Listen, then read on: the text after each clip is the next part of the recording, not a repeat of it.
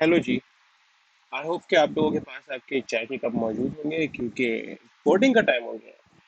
लेकिन सवाल अभी भी यही है कि यार कोडिंग का और चाय का क्या कनेक्शन है। इसका जवाब तो मुझे अभी तक नहीं पता। लेकिन अगर आपको पता है तो आप कमेंट कर सकते हैं। ओके, तो अब हम बात करते हैं अपनी सीरीज की जिसके ऊपर हम फोकस कर रहे हैं, और वो है लेट्स लर्न लिनक्स, और आज उसका थर्ड एपिसोड है। तो प्रीवियस सीरीज तक हमने पढ़ा था कि हमने सबसे पहले पढ़ा डिस्ट्रोस क्या होता है। उसके बाद हमने एक अपने लिए एक डिस्ट्रो चूज किया जिसका नाम था उबंटू, और फिर हमने उसको इंस्टॉल किया। और अगर आपको इस सब तक आपने सीख लिया है तो अब हम मूव करेंगे अपने सबसे इम्पोर्टेंट स्टेप के लिए, जो कि है लिनक्स की कमांड लाइन। जैसे कि मैंने आपको अपनी प्रीवियस वीडियोस में भी समझाया था कि उसकी जीयूआई पे फोकस करना मेरा काम नहीं है, क्योंकि आप वो खुद भी सीख सकते हैं, क्योंकि it's not something that hard. वो मैं किसी एक वीडियो में एक्सप्लेन कर दूंगा, एक ही वीडियो का काम होगा, वो एक्सप्लेन कर दूंगा। लेकिन जो मेरा मेजर फोकस है वो है ये, जो कि है हमारा टर्मिनल। और इसी की वजह से मैं आपको जीयूआई बेस्ड लिनक्स का यूज नहीं कर रहा, बल्कि मैं यूज कर रहा हूँ मल्टी पास का। जैसे कि मैंने आपको फर्स्ट क्लास में बताया था कि मल्टी पास जो है वो टर्मिनल लिनक्स का इंस्टॉल कर देता है और हम उसके ऊपर बैठ के कमांड्स करते हैं। मैं आइंदा आने वाली एक वीडियो में लिनक्स के टर्मिनल के बारे में भी बात करूंगा कि टर्मिनल क्या होता है और उसको टर्मिनल क्यों कहते हैं और उसके एडवांटेजेस क्या है, उसमें किस तरह के वर्जन होते हैं। इनके ऊपर बात करेंगे आगे आने वाली की, लेकिन ये थोड़ा सा एडवांस टॉपिक है, इसलिए अभी मैं इसको स्किप कर दूंगा। और मैं आपको एक बात ये बता दूंगा कि जो लिनक्स का ये जो शेल होता है, इसको टर्मिनल भी कहा जाता है। और इसको टर्मिनल इसलिए कहा जाता है कि अगर आप समझ लें कि ये एक मॉनिटर है, और यहाँ पे हमारे पास एक सुपर कंप्यूटर लगा हुआ है, और यहाँ पे हमारे पास एक और मॉनिटर है। ठीक है, तो ये जो सुपर कंप्यूटर आप यहाँ पे देख रहे हैं, ठीक है, बेसिकली ये होता था कि ये इससे भी कनेक्टेड होता था और ये इससे भी कनेक्टेड होता था। ठीक है, सुपर कंप्यूटर हमारा इससे भी कनेक्टेड है और सुपर कंप्यूटर हमारा इससे भी कनेक्टेड है, और ये उसका एंड यूजर होता था। सुपर कंप्यूटर का ये एंड यूजर है, मतलब कि ये उसका टर्मिनल है। टर्मिनल का मतलब हो गया अंग्रेजी वाला टर्मिनेट, मतलब कि यहाँ पे आके इसकी कमांड जो है वो टर्मिनेट हो जाती है, टर्मिनल एंड हो जाता है। और ये वो चीज़ है जहाँ पे आप अपनी फाइनल कमांड लिखते थे, जो कि फिर जाती थी सुपर कंप्यूटर के ऊपर या रेगुलर कंप्यूटर या मेन फ्रेम कंप्यूटर। मैं इसको सुपर कंप्यूटर इसलिए कह रहा हूँ कि आजकल के दौर में ये कॉन्सेप्ट सुपर कंप्यूटर का होता है, लेकिन उस जमाने में ये मेन फ्रेम या जो भी कंप्यूटर की बात आप करो वो उसके ऊपर की बात हो रही थी। तो उसके ऊपर एक टर्मिनल पे कमांड जाती थी, एग्जीक्यूट होती थी, वहां से रिजल्ट वापस आ जाता था। तो बेसिकली जो टर्मिनल का कॉन्सेप्ट है वो यही है कि इसी सिस्टम को सॉफ्टवेयर बेस हमने अप्लाई किया है। तो ये बेसिकली जाके बैक एंड पे लिनक्स के कर्नल से बात करता है। ये हो गई हमारी छोटी सी डिस्क्रिप्शन के टर्मिनल होता क्या है और उसका क्या कॉन्सेप्ट बना था। अब हम बात करेंगे आज की वीडियो के अंदर। तो आज की वीडियो पे पर हम जिस कमांड पे फोकस करेंगे उसमें हमारी जो पहली कमांड है उसका नाम है मैन। ठीक है, जो दूसरी कमांड है उसका नाम है ls, और जो तीसरी कमांड है उसका नाम है cd। मैन और cd की कमांड के बारे में हम लोग ज्यादा बात करेंगे आज की उसमें, और ls के बारे में हम लोग थोड़ी सी कम बात करेंगे। अभी मैं कम बात क्यों कह रहा हूँ, उसका वजह ये है कि मैं बताना चाह रहा हूँ आपको स्ट्रक्चर। ls की command is a very detailed command, इसमें बहुत सारे ऑप्शन अवेलेबल है। इसी तरह से मैन और सीडी कमांड भी डिटेल्ड कमांड है, लेकिन मैन और सीडी हमारे हिसाब से जो उसका यूज है उसके हिसाब से उसको मैं छोटी कमांड कहूंगा, हमारे हिसाब से, यानी कि एक्चुअली में छोटी है। और एलएस हमारे हिसाब से काफी बड़ी हिसाब है, क्योंकि इसमें हम लोग काफी सारी चीजें कवर करेंगे। मैन और सीडी के अंदर बहुत सारे एडवांस चीजें भी हैं जो कि इस कोर्स का पार्ट नहीं है, क्योंकि ये कोर्स डिजाइन किया गया है बिगिनर्स के लिए। अगर तो आप बिगिनर नहीं है और आपको इन सारी चीजों को पता है तो आने वाली किसी सीरीज के ऊपर आप फोकस कर सकते हैं, और अगर आप ये वीडियो तब देख रहे हैं जब वो सीरीज आ चुकी है, तो प्रोबेबली उसका लिंक यहाँ पे आ रहा होगा। लेकिन अभी अगर आप उसके ऊपर रिसेंटली ज्वाइन किया है तो आई एम सॉरी, अभी तक ऐसी सीरीज नहीं बनी। तो हम लोग स्टार्ट करेंगे मैन की कमांड से। मैन की कमांड है क्या? लिनक्स के अंदर, जिसका लिनक्स के अलावा जो है मैन की कमांड बहुत यूजेबल है। लिनक्स के अलावा भी मैन की कमांड बहुत यूजेबल है। मैन की वही कमांड है जो कि काम आपका विंडोज में F1 का होता है। इसका मतलब होता है हेल्प। ठीक है जी। हेल्प। हेल्प का मतलब क्या होता है कि वो आपको उस प्रोग्राम के बारे में, उस कमांड के बारे में हर चीज बताता है। ठीक है। इसी तरह से यहाँ पे मैन में पूछेंगे मैन का क्या कॉन्सेप्ट है। मैन बेसिकली निकला है मैनुअल से। उस कमांड के बारे में कोई भी डिटेल आपने जानी होती है उसको कहते हैं मैन। अगर आप किसी कमांड के आगे मैन लगा देंगे तो वो उससे रिलेटेड फाइल, उससे रिलेटेड डिटेल्स आपको बता देगा कि उसको यूज कैसे करना है, वो समझना कैसे है, तो वो आपको बता देगा।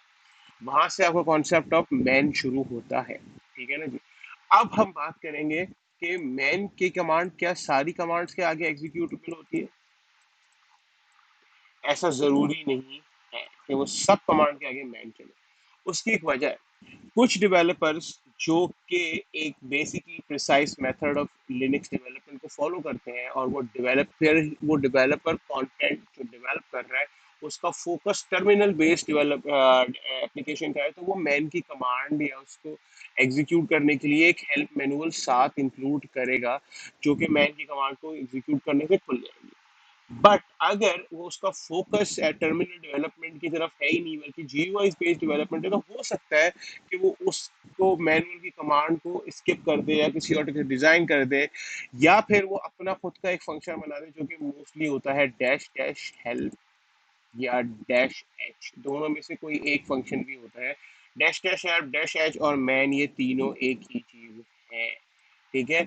इनको ये एग्जीक्यूट, डैश एच का मतलब है कि, अब मैं आपको डिफरेंस बता देता हूँ कि डैश एच में क्या होता है। हम यहाँ आ जाते हैं। हम लोग कमांड की बात करेंगे ls। इस कमांड के बारे में भी हम बात करेंगे, लेकिन उससे पहले मैं आपको बता दूं कि अगर मैं यहाँ पे लिखता हूँ मैन ls, तो ये बेसिकली मैनुअल खुल गया ls का। ठीक है। कि ये कमांड है, इसका नाम ये है, इसको उस तरह से इसकी ये सिनॉप्सिस है, इसकी ये डिस्क्रिप्शन है, इसमें ये ऑप्शन है, तो यहाँ पे लिखा हुआ है मैनुअल पेज ls1। ठीक है जी।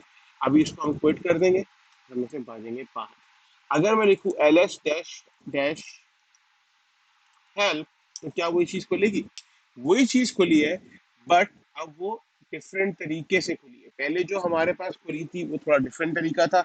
ऊपर ls हेल्प लिखा आ रहा था, डिजाइन वो थोड़ा सा ब्यूटिफाई किया हुआ था, और यहाँ पे हमारे पास रॉ फॉर्मेट पे खुली है। अब आप ये पूछेंगे यार ये क्यों हो रहा है, मैं आपको ये भी बताता हूँ। ठीक है। अच्छा, अब अगर मैं इसमें जाता हूँ और यहाँ पे मैं लिखता हूँ डैश एच, क्या हमारे पास ये चीज खुलेगी? नहीं, ये चीज हमारे पास नहीं खुलेगी, बल्कि कमांड एग्जीक्यूट होगी। वो क्यों नहीं खुलेगी? क्योंकि जो डेवलपर है उसने हमें डैश एच का ऑप्शन नहीं दिया, वरना यहाँ पे लिखा होता डैश एच और डैश डैश हेल्प, दोनों एक ही कमांड है। उसने हमें कहा डैश डैश हेल्प आप करोगे तो ये कमांड के हेल्प मिल जाएगी। डिफरेंस ये है कि जब आप मैन का कीवर्ड यूज कर रहे हो, तो man basically Linux operating system इसकी इस कमांड की हेल्प फाइल को आपके लिए प्रेजेंट करके दे रहा है। इसलिए दोनों, और जब आप ls डैश डैश हेल्प लिखते हो, तो वो बेसिकली जो आपको प्रोग्रामर ने हेल्प फाइल बना के दी होती है उसको वो रॉ खोल देता है। इसलिए थोड़ा सा डिफरेंस आप दोनों को कमांड नजर आएगा, लेकिन दोनों का फंक्शन सेम ही है। ठीक है जी। तो अब आप तो बेसिकली बस ये डिफरेंस है, ज्यादा डिफरेंस नहीं है कि मैनुअल की कमांड में और उसी कमांड में। लेकिन मेजोरिटी लोग जो है बाय डिफॉल्ट वो मैन की कमांड लगा के हेल्प के फंक्शन खोलने की कोशिश करते हैं। ओके, अब आपको मैन की कमांड समझ आ गई। अब आपको फर्स्ट चीज, अगर मैं मैन की कमांड के आगे मैन लिख दूं, अब आप देखिए, अब आपको मैनुअल की कमांड की मैनुअल मिल गई। ठीक है जी। अब आपको वो बता रहा है कि ये एक कमांड है जिसका नाम है man, and interface of the system reference manual. ये क्या है? ये एक इंटरफेस है। ठीक है। ये एक डिजाइन इंटरफेस है, जो कि किसी सिस्टम, जो कि किसी फाइल की हेल्प को इन्होंने ऑलरेडी एक प्री बिल्ड इंटरफेस बनाया है, उसी के अंदर सेटअप कर दिया। ये सारी चीजें आपको उसमें नहीं मिल रही थी। इस तरह से ये एक सिनॉप्सिस लिखा हुआ, डिस्क्रिप्शन लिखा हुआ, ये बेसिकली एक इंटरफेस बना हुआ है और उसके अंदर वो सिर्फ आगे चीजें आके सेट हो जाती हैं और आपके सामने एग्जांपल्स खुल जाते हैं। ठीक है, अब ये बता रहा है कि man is the systems manual pager, each page argument given to man is normal the name of the program. अब आप वो पढ़ सकते हो कि इसमें क्या क्या ऑप्शंस हैं, क्या क्या चीजें अवेलेबल हैं, आप आगे कौन कौन सी एग्जांपल भी उसमें दिया हुआ है। Man n 7, man dot 7 display the manual page for macro package man from section 7। अब क्या आपको ये काफी डिटेल है, मैंने आपको कहा था ना कि ये जो सारी चीजें हैं अभी हम इस पर फोकस नहीं कर रहे हैं। उसकी वजह क्योंकि क्योंकि ये अभी हमारे यूज के लिए नहीं है, क्योंकि थोड़े एडवांस फीचर्स है। अभी तक हम लोगों ने सिर्फ एक फीचर लर्न करना था, वो ये था। ठीक है, उसके बाद इसकी ओवरव्यू दे रहा है। आपको किसी भी कमांड के बारे में चीज़ें सीखनी है, उसको बहुत आराम से इस पूरी मैनुअल के थ्रू अगर आप चाहें तो बहुत आराम से सीख सकते हैं। ये ठीक है, इसमें हर चीज़ लिखी हुई है। अब हम इसको करेंगे क्विट और हम आ जाएंगे यहाँ से बाहर। अच्छा जी, अब हम लोग चलेंगे अपनी दूसरी कमांड की तरफ जिसका नाम है सी डी। सी डी का मतलब क्या है? अभी हम तो अब आपको एक कमांड पता है सीडी, तो आप क्या करोगे, आप आओगे मैन लिखोगे और आप आगे सीडी कर दोगे। ओके, अब वो क्या कह रहा है, no manual entry for CD.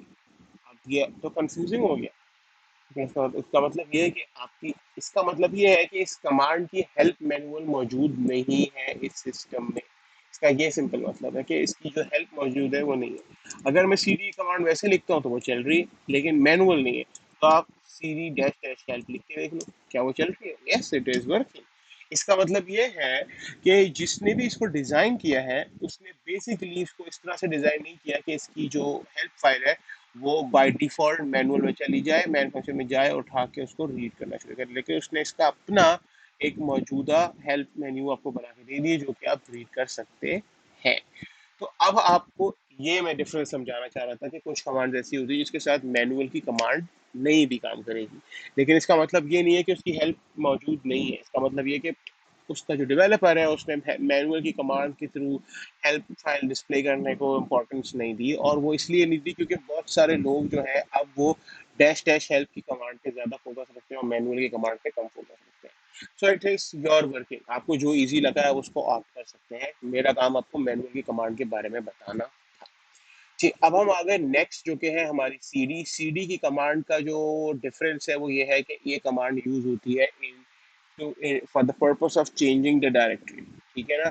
तो आप जिस डायरेक्टरी में मौजूद होते हो वो उसकी प्रेजेंट करंट डायरेक्टरी होती है, और जिस डायरेक्टरी में आप जाना चाहते हो वो आपका बेसिकली डेस्टिनेशन होता है।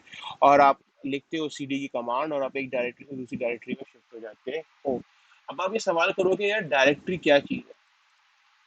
ठीक है, और आप ये कमांड जिसका नाम है चेंज डायरेक्टरी आप ये क्यों यूज कर रहे हो? बहुत सिंपल सी बात है। कंप्यूटर के अंदर मेन काम होता है फाइल्स का, जो कि बेसिकली रिप्रेजेंट कर रही होती है हमारा डेटा। राइट? कंप्यूटर में हो गई फाइल्स, और फाइल्स रिप्रेजेंट करती है हमारा डेटा। और फाइल्स पड़ी होती हैं फोल्डर्स के अंदर, या ऐसे ही नॉर्मली बाहर भी पड़ी हो सकती है, जरूरी नहीं है फोल्डर्स में हो, लेकिन फोल्डर्स में भी पड़ी होती है। अब होता क्या है कि कंप्यूटर के अंदर डायरेक्टरीज बनी होती है कि ये हमारा एक डायरेक्टरी है, ये दूसरी डायरेक्टरी है, ये तीसरी डायरेक्टरी है, ये चौथी डायरेक्टरी है। इससे रिलेटेड फाइल्स जो है वो इधर पड़ी होंगी, इससे रिलेटेड फाइल्स जो है यहाँ पड़ी होंगी, इससे रिलेटेड फाइल्स यहाँ पड़ी होंगी। या ये कह सकते हो कि ये सी की डायरेक्टरी है, इसमें डॉक्यूमेंट्स है, उस डॉक्यूमेंट्स के अंदर माई डॉक्यूमेंट्स है, माई डॉक्यूमेंट्स के अंदर यूनिवर्सिटी है, यूनिवर्सिटी के अंदर जो सब फाइलें हैं वो relevant to the topics of university है। इसे कहते हैं फाइलिंग। ये आपका फाइलिंग सिस्टम होता है। ये पुराने जमाने की फाइलिंग से अडेप्ट किया गया है कि आप एक रजिस्टर बनाया, एक फाइल होती है, उसके अंदर आपने एक डिटेल लिखा हुआ, फिर आगे उसकी फर्दर डिटेल लिखी हुई। ये उसी तरह से जिस तरह पुराने जमाने में रजिस्टर की फाइलिंग होती थी कि आप नाम लिखते थे, उसी तरह से आपने माइक्रो फाइलिंग करके ये सिस्टम बनाया कि भाई इसके अंदर ये पड़ा है।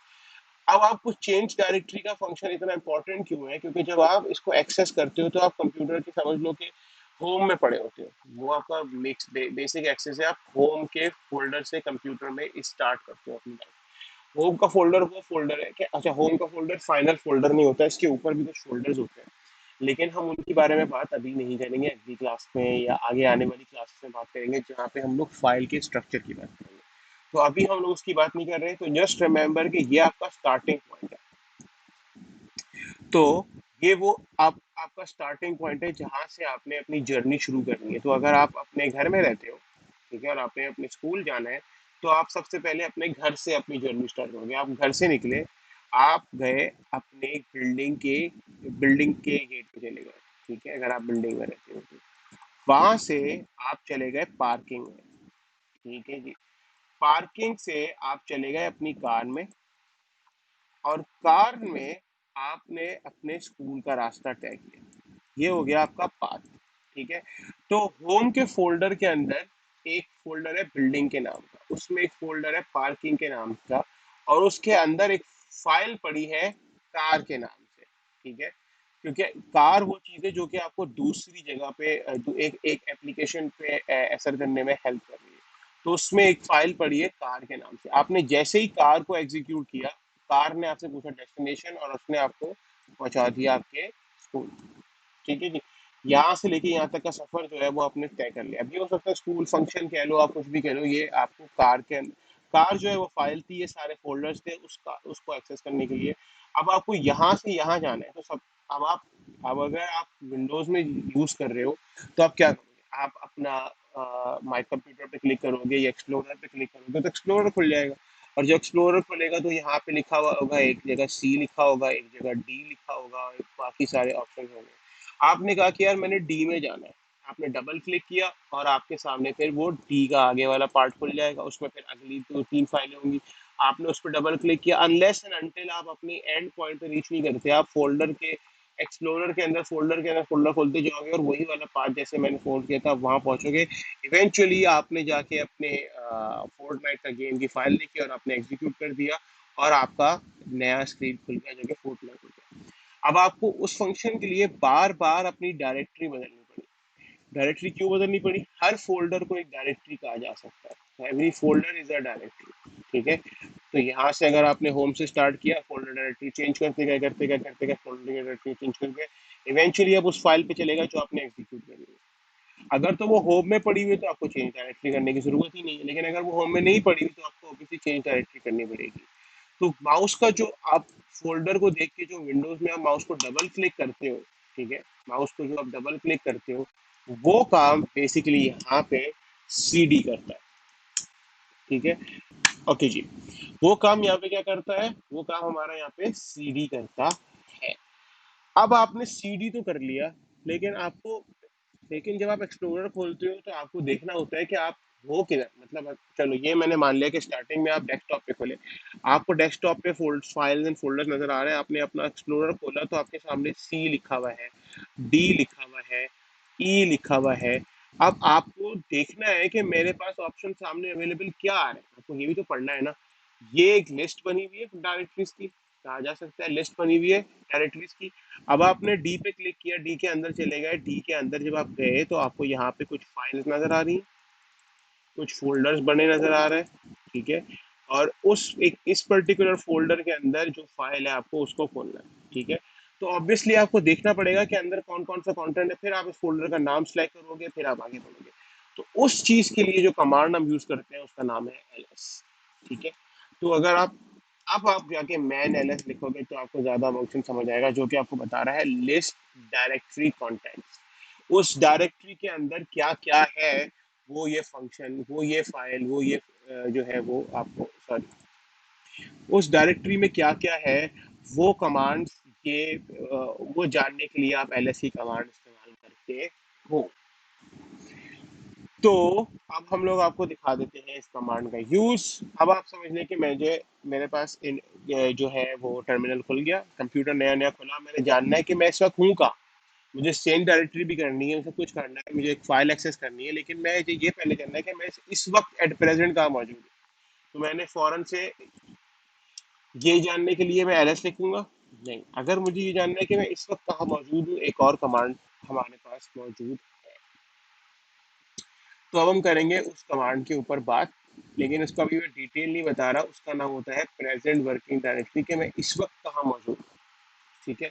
आप यहाँ आए, आपने लिखा PWD, प्रेजेंट वर्किंग डायरेक्टरी। इसका मतलब है कि इस वक्त मैं होम के अंदर उबंटू नाम का एक फोल्डर है, मैं उसके अंदर मौजूद हूँ। मुझे बात समझ आ गई कि भाई अच्छा मैं इसके अंदर मौजूद हूँ। अब मेरा सवाल ये है कि यार मैंने देखना है कि इस फोल्डर में है क्या क्या। तो मैं करूंगा ls पे क्लिक। अच्छा, इस फोल्डर के अंदर एक होम का फोल्डर है, एक टेस्ट का फोल्डर है, एक स्नैप का फोल्डर है।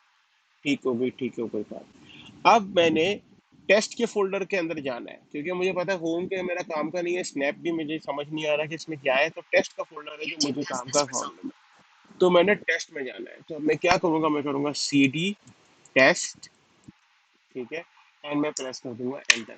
अब अगर आप यहाँ देखो तो यहाँ पे लिखा हुआ है, फोल्डर का नाम लिखा आ गया, आगे एडिशन होगी, फोल्डर का नाम लिखा हुआ आ गया। मैं अगर एंटर भी करता हूँ तब भी आप देख सकते हैं कि ये टेस्ट इसके साथ मुसलसल लिखा हुआ है। इसका मतलब ये है कि ये हमें बता रहा है कि हम टेस्ट में मौजूद है। फिर आप पूछेंगे कि प्रेजेंट वर्किंग डायरेक्टरी की कमांड क्यों यूज हुई है, ये भी मैं आपको बताऊंगा कि ये हम क्यों यूज कर रहे हैं, इसका क्या मकसद है, लेकिन आगे आने वाली वीडियोज में। अभी से मैंने आपको इंट्रोड्यूस करवाना था एक कमांड से जिसका नाम था PWD, जो कि आपको बताती है कि एट दिस मोमेंट आप कहाँ मौजूद है। अब अगर मैं PWD करता हूँ तो मुझे वो बताएगा कि मैं होम के फोल्डर में, उबंटू का फोल्डर है उसमें टेस्ट का फोल्डर उधर मौजूद है। ये इन्फॉर्मेशन मुझे बता रहा है, ठीक है भाई। अब हमने देखना ये है कि टेस्ट के फोल्डर में क्या मौजूद है, तो हम क्या करेंगे, हम ls पे क्लिक करेंगे और हम देखेंगे। अगर कुछ भी नहीं मिला, इसका मतलब ये है कि ये फोल्डर एम्प्टी है। ऐसा भी हो सकता है कि ये फोल्डर एम्प्टी ना हो, ऐसे कुछ हो लेकिन हमें मिल नहीं रहा हो या हिडन हो। लेकिन इस वीडियो को हम यहाँ पे एंड करेंगे और इस सारी चीज के ऊपर हम नेक्स्ट वीडियो में बात करेंगे। तो हमारी चैनल अच्छी लगी तो इस चैनल को लाइक शेयर सब्सक्राइब कर दे। एक गोल सा आइकन आ रहा होगा, उस पर क्लिक कर दीजिए। और हमारा सिस्टर और मेरे दूसरे चैनल का भी आइकन आ रहा होगा, अगर आप चाहें तो उसको भी देख सकते हैं, ऊपर यहाँ पे कहीं आ रहा होगा, उसको भी सब्सक्राइब कर दीजिए, लाइक कर दीजिए, शेयर कर दीजिए और इसको पे बाय।